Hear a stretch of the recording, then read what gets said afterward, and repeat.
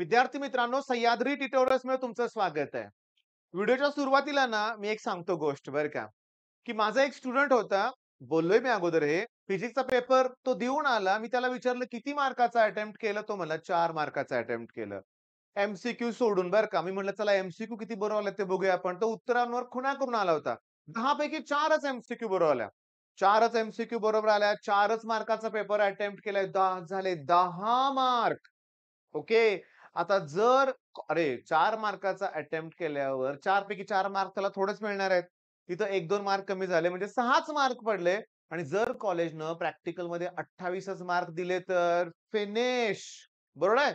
आम्ही एवढं तणावात होतो बरं का. पण मी तुम्हाला सांगू का त्या स्टुडंटला फिजिक्समध्ये 38 मार्क्स मिळाले. म्हणजे कॉलेजनं 30 पैकी 30 दिले आणि तपासणारा एवढा दयाळू होता.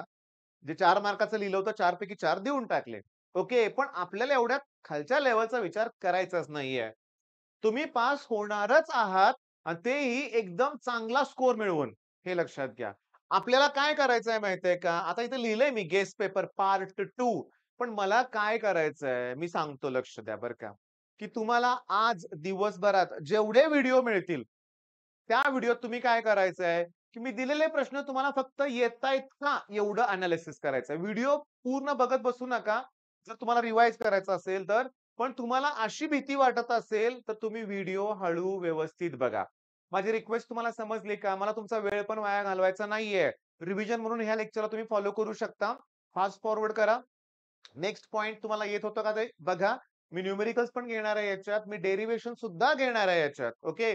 मग पहिल्या प्रश्नाला सुरुवात करूया. पण त्याच्या अगोदर परत सांगतो मी. ज्या मुलांना ना कुठलाही स्टुडंट असू दे बरं का, मी पहिल्यांदा मॅग्नेटिक मटेरियलच करायला लावतो लक्षात घ्या. तो टॉपिक आपल्याला कॉन्फिडन्स देतोय. ओके. मग पहिला जो क्वेश्चन करायचा आहे, पहिली जी डेफिनेशन आहे ती आहे मॅग्नेटायझेशन.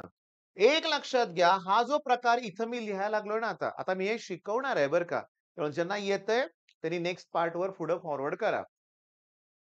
नेट मॅग्नेटिक डायपोल मोमेंटला मी व्हॉल्यूमनं जर डिव्हाईड केलं, तर मला मॅग्नेटायझेशन मिळतं.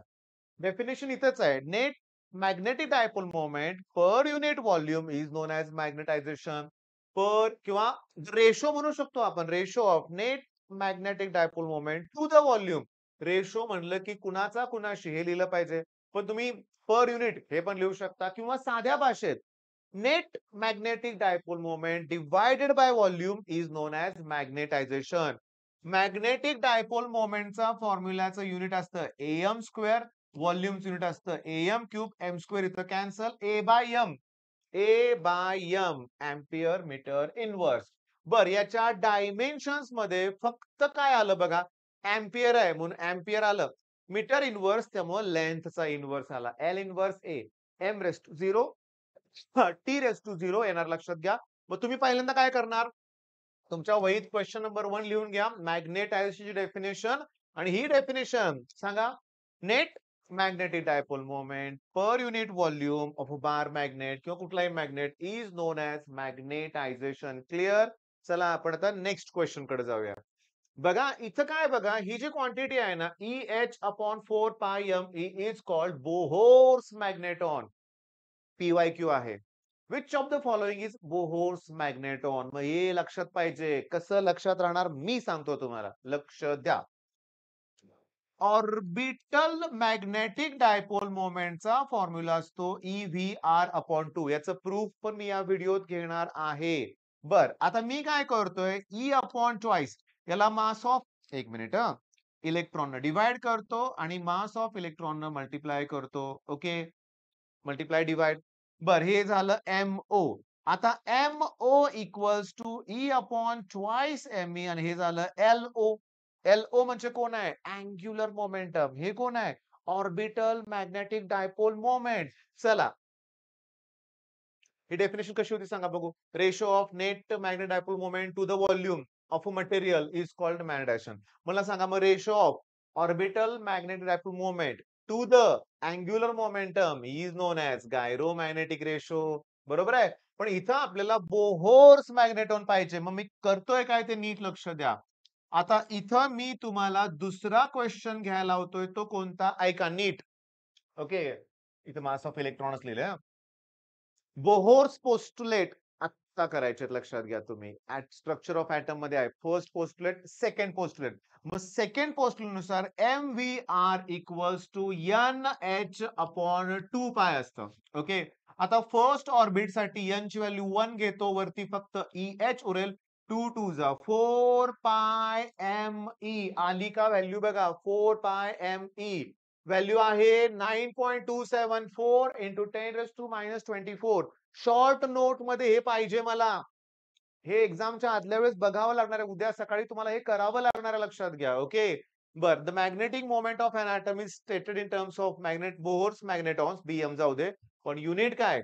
AM². अरे बोहोर्स मॅग्नेटॉन जे आहे ना, त्याचं जे युनिट आहे ते एम्पियर पर मीटर स्क्वेअर आहे, हे लक्षात घ्या. ओके. मी तुम्हाला सांगू का, अँग्युलर मोमेंटम आहे, मासनं मल्टिप्लाय मासनं डिवाइड केलंय. ओके. मग ह्याचं जे युनिट आहे ना MO, तेच त्याचं युनिट येणार आहे ना. ही सगळी व्हॅल्यू MO चीच आहे ना. त्यामुळे ampere per metre square print केलंय बघा. क्रॉस चेक करा बरं का, लक्षात घ्या. क्रॉस चेक करा. एम्पियर पर मीटर स्क्वेअर येतंय का तुम्ही चेक करा. ठीक आहे. ओके. बर, मग पहिला प्रश्न कुठला घेतला आपण?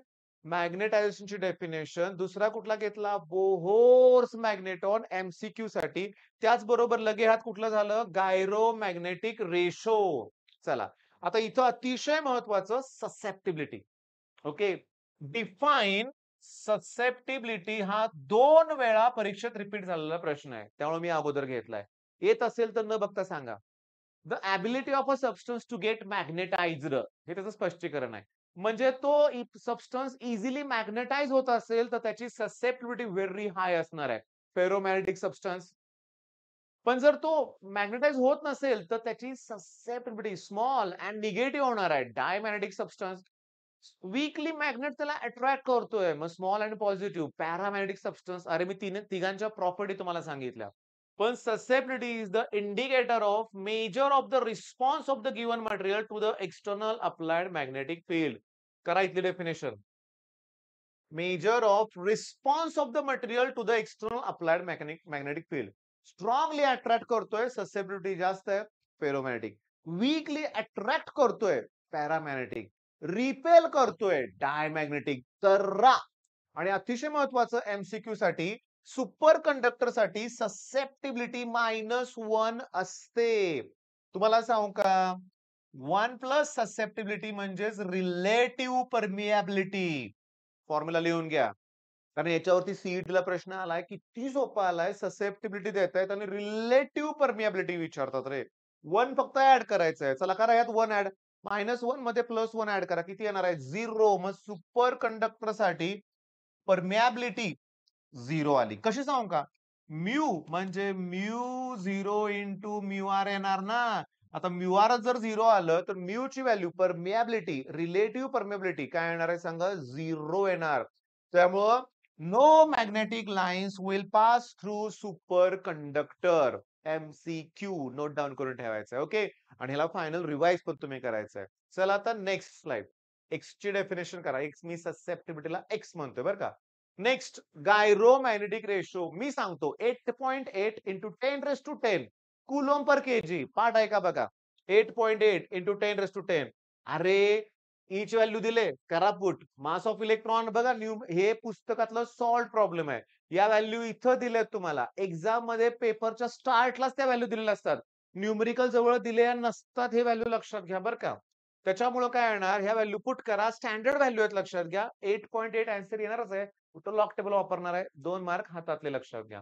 नेक्स्ट. ओके, डेरिवेशनला सुरुवात झाली. श्री गणेश झाला म्हणूया आपण. मी तुम्हाला सांगतो, मॅग्नेट आहे आणि तो oscillation simple harmonic motion perform करतोय. इथं फक्त लक्षात ठेवायचं की मॅग्नेटिक फील्ड मध्ये त्याच्यावर टॉर्क ऍक्ट होणार आहे. हे सगळ्यात महत्वाचं आहे की टॉर्कचे 2 फॉर्म्युले ज्याला येत आहेत ना, त्याला सगळंच जमलं. Torque equals to I alpha आणि torque equals to -mb sin theta. या डेरिवेशन मध्ये हीच सगळ्यात महत्वाचं आहे. चला मग दोघांना कम्पेअर करूया. मग I alpha equals to -mb theta. Theta is very small असल्यामुळे साइन थीटाची व्हॅल्यू थीटा येणार. बर, आता आय अल्फाची व्हॅल्यू असते d² theta upon dt². Angular acceleration आहे ना, that equals to minus M B theta, मायनसचं प्लस करा, आय न डिवाइड करा, म्हणजे D square theta upon D T square plus M B upon I. मी चुकून ते माझं बी लिहायला चुकते सारखं. M B upon I into theta that equals to 0.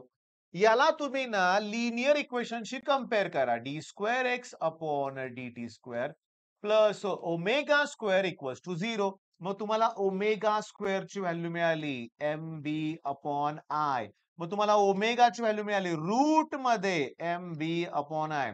मग तुम्ही ओमेगाचा फॉर्म्युला टाकणार 2 पाय अपॉन टी रूट मध्ये एम बी अपॉन आय. करा रेसिप्रोकल, करा cross multiplication. 2 pi I upon M B.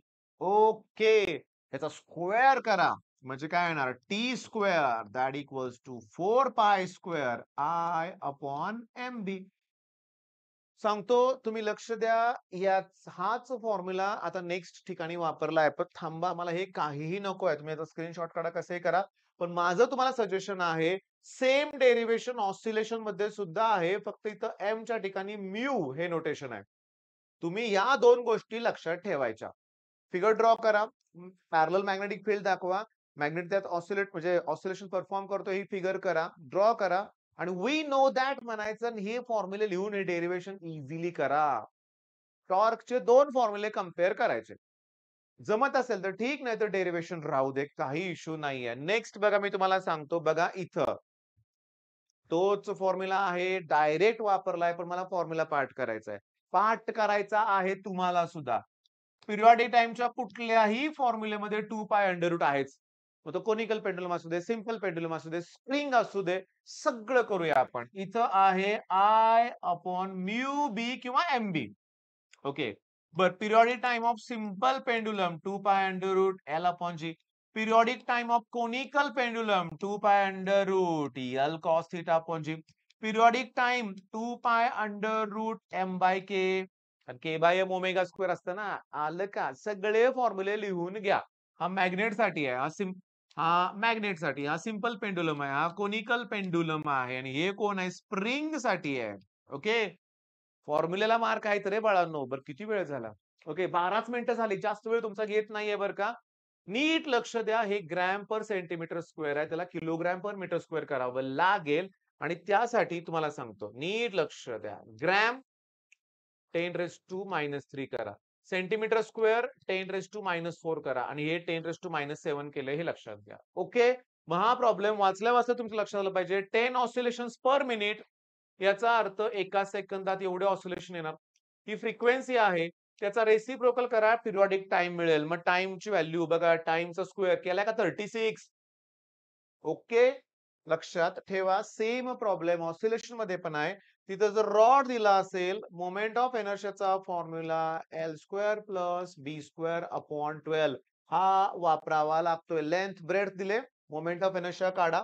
Okay, M L square upon 12, पण L square नाही, L square plus B square. Oscillation मधला टॉपिक मधला या कन्सेप्टचा न्यूमेरिकल शोधा. ओके, नेक्स्ट हेच लक्षात घ्या. टॉर्क इक्वल्स टू बघा M B sine theta.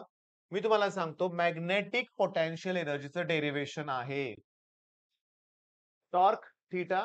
टॉर्कचा formula M B sine theta, M बी कॉन्स्टंट आहे, साइनचं डेरिव्हेटिव्ह मायनस कॉस असतं. त्यामुळे तुम्हाला ह्याच्यावरून मी तुम्हाला सांगतोय, हे जरा अवघड आहे, पण वर्क डन जर न्यूमेरिकल असेल तर तुम्हाला हाच फॉर्म्युला वापरावा लागतोय.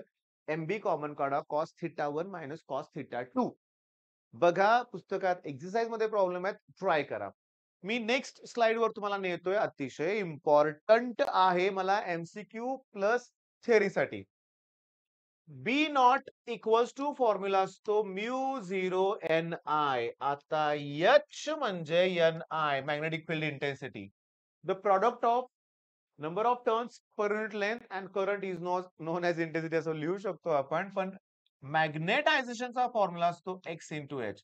त्यामुळे ratio of magnetization of the substance to the susceptibility is known as magnetic field intensity. लिहून घ्या ते. बर, आता मी काय करतोय की याच्यामध्ये या इनसाइड द रॉड जर आपण एखादं मटेरियल घेतलं, त्या मटेरियल मुळे सुद्धा मॅग्नेटिक फील्ड येणार आहे. आणि त्याचा फॉर्म्युला आहे म्यू नॉट इंटू ससेप्टिबिलिटी. बर, ससेप्टिबिलिटी म्हणजे कोण आहे रे? X into H. हे कोण आहे? Mu not H. N I म्हणजेच एच ना. मग टोटल साठी दोघांची ऍडिशन करा, त्यातनं म्यू नॉट कॉमन काढा. ओके, एच पण कॉमन काढा. मग उरणार कोण? 1 प्लस ससेप्टिबिलिटी. तर B equals to 1 plus susceptibility म्हणजेच म्यू आर इंटू एच. तर B upon mu that equals to H असं मी लिहू शकतो. काही गडबड झाली काय माझ्याकडून? अरे थांबा, काहीही गडबड नाही आहे. मी तुम्हाला सांगतो, हे मी पुसत नाहीये. पण त्यांनी काय केलंय माहितीये का? लक्षात घ्या. आपण काय केलं माहितीये का? आपण सगळ्या व्हॅल्यू पुट केल्या. बरोबर आहे आपलं. B equals to mu not mu R H बरोबर आहे. कारण 1 प्लस ससेप्टिबिलिटी म्हणजेच म्यू आर येतं. पण त्यांनी हे जे केलंय तुम्हाला सांगतो. बी इक्वल्स टू, चला म्यू नॉट एच लिहितायत ते बरोबर आहे. पण आपण जे ससेप्टिबिलिटीचा फॉर्म्युला म्हणजे लिहिलं आपण मॅग्नेट एक्स इंटू एच लिहिलं मॅग्नेटायझेशन, तर त्यांनी ते तसंच ठेवलंय. इथं एमच लिहिलंय त्यांनी. आणि त्याच्यामुळे त्यांनी काय केलंय? प्रत्येकाला म्यू नॉट न डिवाइड केलंय. म्हणजे इथं कोण उरलं? H plus M. Plus M तिकडे गेलो तरी मायनस केलंय. एवढंच केलंय. सांगतो, नीट लक्ष द्या. चला, ह्याचा तुम्ही स्क्रीनशॉट काढून घेतलाय. मी याला पुसणार आहे.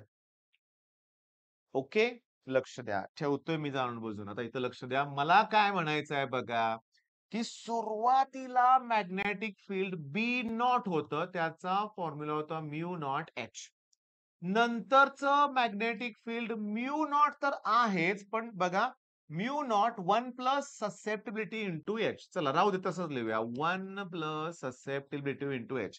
मला सांगा, मॅग्नेटिक फील्ड इथं इन्क्रीज झालं की नाही? झालंय. पण किती पर्सेंटेज इन्क्रीज झालंय हे काढायचं असेल, तर तुम्हाला इन्क्रीज अपॉन ओरिजिनल व्हॅल्यू आणि इंटू 100 करावं लागेल. आणि तुम्हाला मी होमवर्क देणार आहे. या व्हॅल्यू जर तुम्ही पुट केल्या त्याच्यात इथं, याच्यातून हे मायनस करा. काय होईल बघा? म्यू नॉट एच ला म्यू नॉट एच कॅन्सल होईल. तर उरणार कोण? Mu not X into H उरलं. Mu not susceptibility to H. पण अपॉन ह्याची व्हॅल्यू कोण आहे? Mu not into H. आणि इंटू कोण? 100. याला हे कॅन्सल.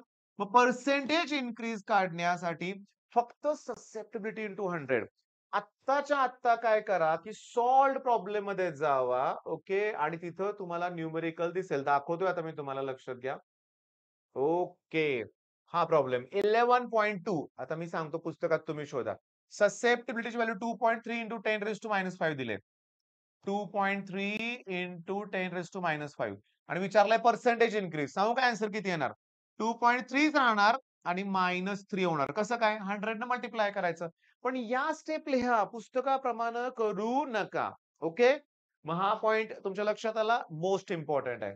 त्याच्यानंतर diamagnetic substance, paramagnetic substance, ferromagnetic substance. Okay, त्यांची ससेप्टिबिलिटीची व्हॅल्यू कशी असते सांगा? निगेटिव्ह, स्मॉल, पॉझिटिव्ह आणि स्मॉल. फेरोला पॉझिटिव्ह आणि लार्ज असते. ओके, आता definition, weakly repelled by magnet. Okay, असं लिहू का रे? Weakly repelled by magnet, weakly attracted by magnet, strongly attracted by magnet. अरे distinguish between diamagnetic, paramagnetic, ferromagnetic, कुठलाही प्रश्न येऊ दे, 2 पॉइंट तरी लिहा. ओके, करणार लगेच. नेक्स्ट क्वेश्चन कडे जाऊया. माझ्यासाठी मोस्ट इम्पॉर्टंट आहे. हे सगळं क्युरीज लॉ आहे. क्युरीज लॉ लक्षात घ्या. Okay, Curie. त्यानं काय सांगितलंय माहितीये का? हे जे मॅग्नेटायझेशन आहे ना, ते बी ला डायरेक्टली प्रोपोर्शनल आहे आणि टी ला इनव्हर्सली प्रोपोर्शनल आहे. एवढाच क्युरी लॉ आहे, लक्षात घ्या. बरं, हे सगळं त्यांनी प्रूव्ह केलंय. मला हे इम्पॉर्टंट आहे. Susceptibility x1 upon x2 that equals to t2 upon t1. पहिली ससेप्टिबिलिटी x आहे. नंतरची व्हॅल्यू x/3 आहे. पहिलं टेम्परेचर 300 आहे. ओके, किती आहे? 300. नाही नाही नाही नाही, T2 विचारलंय रे, T2. ओके, थांबा. मग इथं लिहिलं पाहिजे ते. समजलं का बघा? T2 त्यांनी विचारलेलं आहे, म्हणजे T1 300 आहे. मग तुम्ही काय करा, याला x ला x कॅन्सल, हे 3 क्रॉस मल्टिप्लिकेशन केल्यावर 3 वर जाणार आहे. 900 केल्विन येणार. 273 मायनस करा, सेल्सिअस मध्ये येईल. पुस्तकातलं सगळ्यात शेवटचं न्यूमेरिकल आहे. करायचं ससेप्टिबिलिटी आतापर्यंत कितीतरी वेळा रिपीट झालेला क्वेश्चन आहे. फॉर्म्युला तयार करा. इन्व्हर्सली तुम्हाला माहिती आहे. मग x1 upon x2, t2 upon t1. Okay. Next. Soft material लक्षात घ्या. सॉफ्ट मटेरियलसाठी बघा ही व्हॅल्यू कमी आहे, ही व्हॅल्यू कमी आहे. हार्डसाठी ही व्हॅल्यू पण जास्त आहे आणि ही व्हॅल्यू पण जास्त आहे. पण ही व्हॅल्यू म्हणजे कोण आहे? रिटेंटिव्हिटी. इकडे म्हणजे कोण आहे? कोहेर्सिव्हिटी. मग याची रिटेंटिव्हिटी आणि कोहेर्सिव्हिटी दोन्ही लो आहे. मग ट्रान्सफॉर्मरसाठी वापरतात का? किंवा मॅग्नेटिक मटेरियलसाठी वापरतात का? Soft magnetic material. पुस्तकातली तिसरी एमसीक्यू आहे. याचं उत्तर इथं मिळेल तुम्हाला. ओके. नेक्स्ट. मी तुम्हाला सांगतो सुपर कंडक्टरसाठी मगाच बघितलं आपण. मला सांगा मग सुपर कंडक्टरसाठी म्यूच व्हॅल्यू किती असते? 0. रिलेटिव्ह परमिएबिलिटी सुद्धा किती असते? 0 लक्षात घ्या. सगळ्यात महत्वाचं perfect diamagnetism in superconductor is called हा effect MCQ do you know मधलेच प्रश्न विचारतायत परीक्षेत.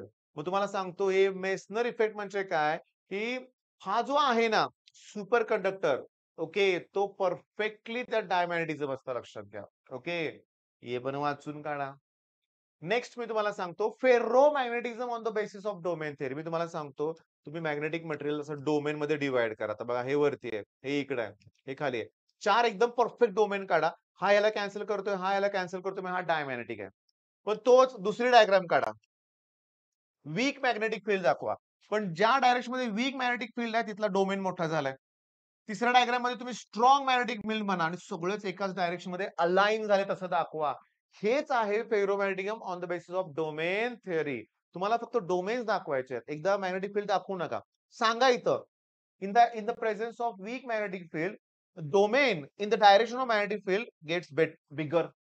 But if we apply strong magnetic field on domain aligned in the same direction, आलं का लक्षात? ओके. आता हे जे न्यूमेरिकल आहे ना, हे नको वाटतं मुलांना, नको वाटतं. पण इथं एक लक्षात घ्या, नंबर ऑफ ॲटम्स तुम्हाला काढायचे असतील, तर हा जो प्रकार आहे ते सांगतो. नंबर ऑफ ॲटम काढायचे असेल, तर सॅम्पलला मास ऑफ वन ॲटमनं डिव्हाईड करा हे सॉलिड स्टेटमध्ये आहे. आता सॅम्पलचं मास काढण्यासाठी व्हॉल्यूम इंटू डेन्सिटी केलंय त्यांनी. व्हॉल्यूम इंटू डेन्सिटी आणि मास ऑफ वन ॲटम काढण्यासाठी मोलार मासला अवोगॅड्रोस नंबरनं डिव्हाईड करायचं. ते इथं लिहिलंय. टाका व्हॅल्यू. व्हॉल्यूम किती आहे बघा. व्हॉल्यूम लेंथ दिले त्याच्यावर त्याचा क्यूब केला की व्हॉल्यूम मिळेल 10⁻⁻18. डेन्सिटी 7.9 दिले. ओके. आता डेन्सिटी जी आहे ती 7.9च घ्यायचं असेल मला तर हे सेंटीमीटर क्यूब घेतलं पाहिजे. मग इथं -12 येणार. ओके. आणि समजून घ्या. लक्ष द्या मी सांगतो. लेंथ जी दिले ना क्यूबची ती आहे 1 इंटू 10⁻⁻6 मीटर. इथंच त्याला सेंटीमीटर मध्ये कन्वर्ट करा. म्हणजे 1 इंटू 10⁻⁻4 झाला. आणि व्हॉल्यूम तुम्हाला माहिती आहे की नाही एल क्यूब. मग याचा क्यूब -12 होणार. तो घेतला इथं नाही. म्हणजे हा फॉर्म्युला वापरा. डेन्सिटी पुन्हा अवोगॅड्रो नंबर मग सगळं क्लिअर होतंय. ह्यांच्याप्रमाणे करू नका. व्हॉल्यूम आला -12, डेन्सिटी आली 7.9, Avogadro number 6.022 into 10⁻23 divide by mass किती आहे 55 दिलंय. झालं सॉल्व्ह करा. तुम्हाला नंबर ऑफ ॲटम्स मिळतील. आणि जे नंबर ऑफ ॲटम्स मिळतील त्याला 9.27 इंटू 10⁻24 न मल्टिप्लाय करा. एम डायपोल मोमेंट न मल्टिप्लाय करा. तुम्हाला एम मॅक्स मिळेल. ओके. मग आता मला काय म्हणायचं आहे बघा की इथं मी हा तुम्हाला ऍज अ होमवर्क देतोय. नीट लक्ष द्या. ही इंटेन्सिटी आहे. म्हणजे एच ची व्हॅल्यू देतो सोडू ना. हा एरिया आहे. म्हणजे मला ए ची व्हॅल्यू दिले. Magnetic flux. फ्लक्स म्हणजे मला फाय ची व्हॅल्यू दिले. घेतलंच पाहिजे. बी इक्वल्स टू फॉर्म्युला आहे म्यू 0 म्यू आर इंटू काय रे बाळांनो एच. ओके. आता म्यू आर म्हणजे मला रिलेटिव्ह परमिएबिलिटी विचारले. नीट लक्ष द्या. बी चा फॉर्म्युला आहे फाय अपॉन ए. म्यू नॉट ची व्हॅल्यू मला माहिती आहे 4 पाय इंटू 10⁻⁻7. रिलेटिव्ह परमिएबिलिटी मला काढायची आहे. ससेप्टिबिलिटी मला 4000 दिलेली सॉरी एच ची व्हॅल्यू मॅग्नेटिक फील्ड इंटेन्सिटी मला 4000 दिले. काय इश्यू आहे? फ्लक्सची व्हॅल्यू पुट करतो 25 इंटू 10⁻⁻6. एरिया जो आहे तो 0.25 सेंटीमीटर स्क्वेअर आहे. नीट लक्ष द्या. सेंटीमीटर स्क्वेअरचं मीटर स्क्वेअर करण्यासाठी -4 येणार. याची value 4 pi into 10⁻⁻7 relative permeability काढायची आहे प्लस 9 इंटू ओके आणि H ची व्हॅल्यू जी आहे ती 4000 आहे. इंटूच अपॉन करा हे 25 ला 25 कॅन्सल करायला 100 मल्टिप्लाय डिवाइड करायचं 1च येणार आहे. सॉल्व करा आन्सर मिळेल. फक्त हे फॉर्म्युले लक्षात ठेवा. ओके. बर मी आता सांगतोय काय ते नीट लक्ष द्या बरं का. मला काय म्हणायचं आहे शांतपणे लक्ष द्या. ह्याच्यानंतरचा जो प्रॉब्लेम आहे ना, व्हेलॉसिटी दिले, रेडियस दिलेली आहे आणि आणखीन काय दिलंय? व्हेलॉसिटी, रेडियस दिलंय, ई पण दिलेलं आहे आणि विचारलंय काय? ऑर्बिटल. अरे ऑर्बिटलचा formula EV/2 okay. Angular momentum विचारलंय. आता अँग्युलर मोमेंटमचा formula MVR. Mass of electron दिलंय त्यांनी लक्षात घ्या. VR दिलंय. वापरा की आणि सॉल्व्ह करा. मग आता मॅग्नेटिक मटेरियलमध्ये सगळ्यात महत्वाचं राहिलं की ऑर्बिटल मॅग्नेटिक डायपोल मोमेंटचा फॉर्म्युला EVR/2 आहे. हे प्रूव्ह करून दाखवा. आता जवळ-जवळ 26 मिनिटं म्हणजे अर्धा तास मी वेळ घेतलाय. ज्यांना नाही जमत त्यांच्यासाठी हे महत्वाचं आहे. सुरुवात करा. लिहून काढलं असेलच तुम्ही. ज्यांचं झालंय त्यांचं रिवाईज झालं असेल. मग नेक्स्ट लेक्चर मी तुम्हाला थोड्याच वेळात प्रोव्हाईड करणार आहे. पण माझी अपेक्षा आहे तो तेवढ्या वेळात याचं रिवाईज व्हायला पाहिजे. All the best.